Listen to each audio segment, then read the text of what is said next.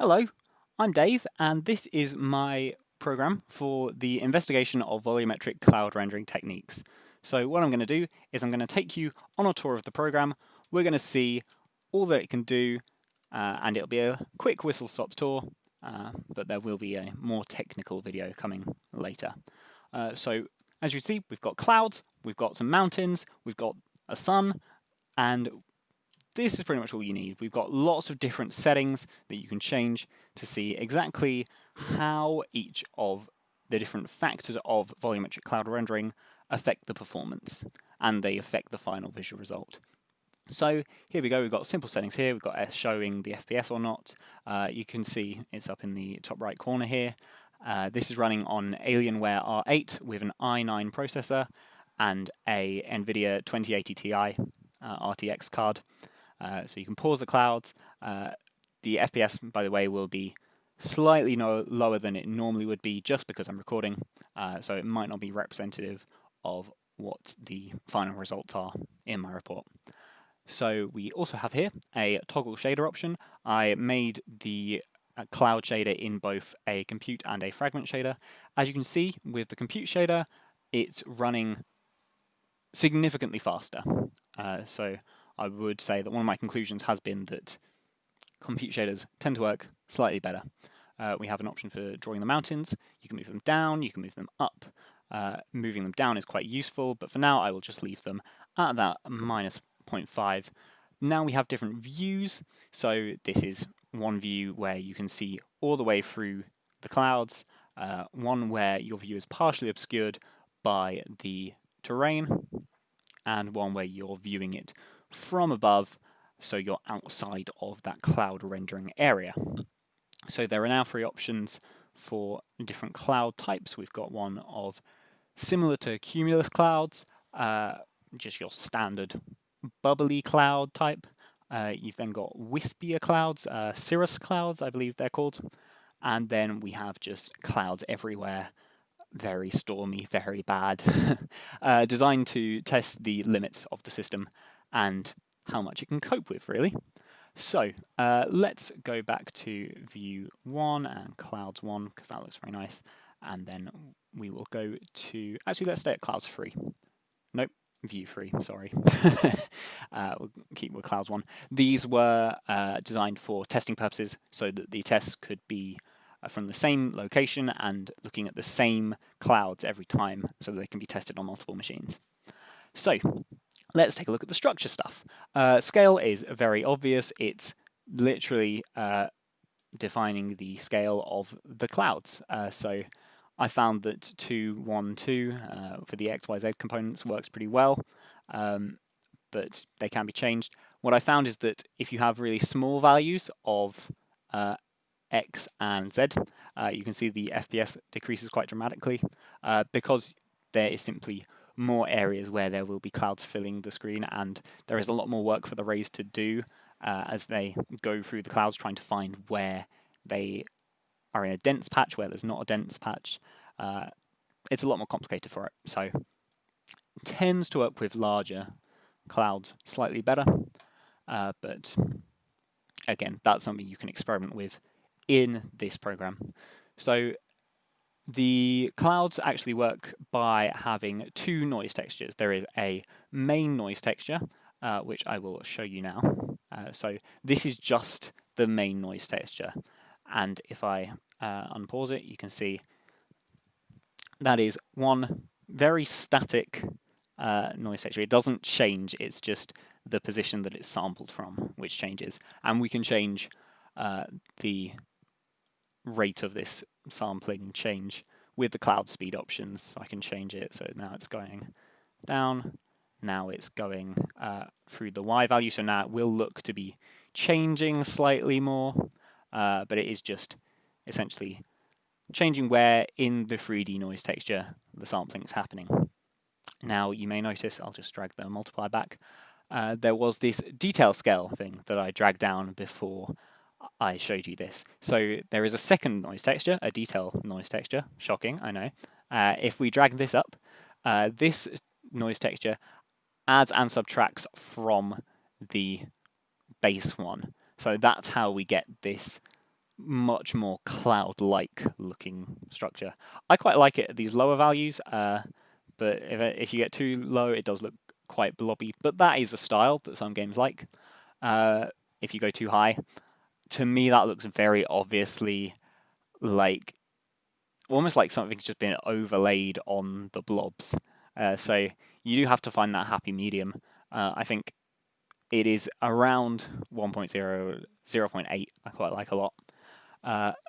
But you can also change the speed at which this is sampled from. So I could have the main texture sampling standing still and the detailing just changing around it. So you can see it sort of adds that wispiness, which I quite like. And then you can move the clouds in the opposite direction.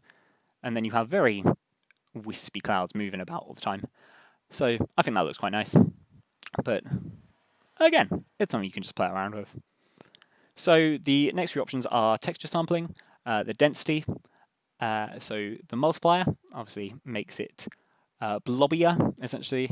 You can turn it into negative values to get those slightly more abstract clouds, those cirrus clouds I mentioned before, made in that way.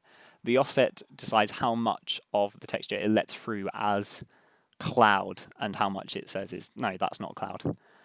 So changing the noise texture drastically affects how your clouds look in the end. We've got cloud boundaries. This is just extending the box. It is an AABB. So if I just extend it all the way out, that is quite good for wondering how is it going to appear if let's change this a little bit just so it's, let's go, yeah, that looks okay. If I drag the mountains down, I can then go all the way down there and see how it would look like if this was in a game and I'm just standing down here trying to look up at the sky. Looks pretty good. Obviously, in an actual game, you may, rather than an AABB, you'd have a dome, which sort of encompasses the player. So you do have that sort of horizon effect. But for this demonstration, yeah, this looks good. So let's go into the lighting effects. This is where most of our performance changes occur. So we have our sun up here somewhere. I've lost it. I don't know where's the sun gone? There it is. Beautiful. Let's go back because I can show you some of the other nice lighting effects as well with the sun for now. So let's just pause and let's have a look. So if I change the sun color, I can change that to whatever I like. I don't know, let's make it a nice sort of orange. That'll do. The cloud color you can change. Generally, it's a good idea to have these be roughly the same, but I also kind of like a pink, so we'll go with that. Sky color will change a tiny bit. Yeah, whatever, doesn't matter. You can change the position of the light, so it's X, Y, Z again, and that will change the shadows of the clouds. It gets slightly funky when you get to like 0 values of the Y because it's firing itself through a big cloud box. But generally, at positions where the sun is high in the sky or low in the sky, it works reasonably well. If I drag it down to a negative value, you can see it's lit from below, it's lit from above. So let's take a look at these 4 options at the bottom. So forward scattering is essentially how the silver lining effect works. You can see if I drag it up, there is more of a light coming from in front of the sun. And this is also changed by the phase factor, which just sort of decides how dramatic it's going to be. But generally a little value on this works quite well because otherwise if I drag it up, it's a circular function. So at 1 looks a bit bad, to be honest. But I found that a value of 0.6 works reasonably well. And performance-wise, it's free.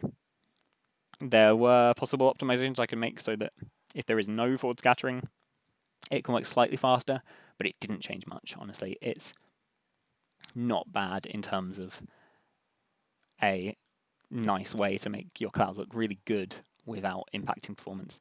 Base brightness just changes the base brightness. Again, really difficult naming here for my variables. Backscattering is pretty much forward scattering, but in reverse. If I was to go up to the other side of the clouds, you would see light being reflected back at the sun from the tops of the clouds.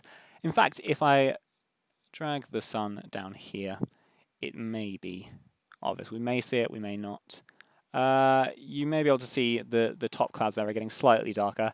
It's a little more subtle. Forward scattering is the main one, which you're going to notice. But let's just drag that back up.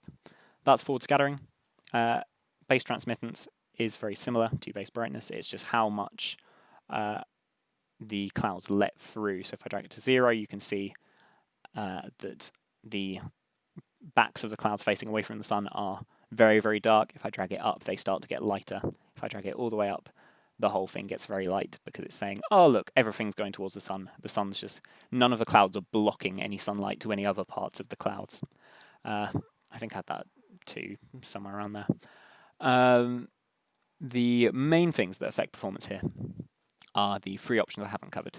So camera to cloud is how much a ray travels through each time. If I drag that down, you will get finer detail in the clouds, but then if I drag it up, you will get better increases in the FPS, though it does look slightly weird, especially if I actually fly up to the clouds and then fly through them. You can see that there's sort of that wobbling going on. Interestingly though, when I'm down here, that wobbling does not take effect. You can see it actually still looks reasonably good. Yes, it doesn't look quite right. If I drag it back to a lower value, you can see that's how it's supposed to look. That's how it looks with the step size raised way up, but that FPS is so much higher. So if you're not actually having a player interact with your clouds, that may be a way to save performance. Cloud to light step size is how many steps are taken when the ray reaches the cloud, how many steps it takes to get to the light within inside the cloud box. So if I drag this down, you can see everything goes kind of light because it's saying, oh, there's no steps between me and the light. This is essentially how the clouds do their self-shadowing.